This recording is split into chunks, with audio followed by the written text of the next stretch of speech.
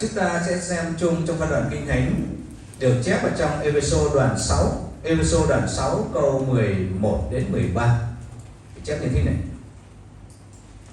hãy mang lên mọi khí giới của Đức Chúa Trời để được đứng vững mặt địch cùng mưu kế của ma quỷ.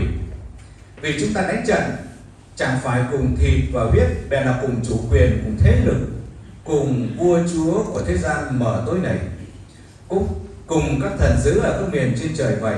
Vậy nên hãy lấy mọi khí giới của Đức Chúa Trời, hầu cho trong ngày khốn nạn anh em có thể cự địch lại, và khi thắng hơn vào sự rồi, anh em được đứng vững vàng.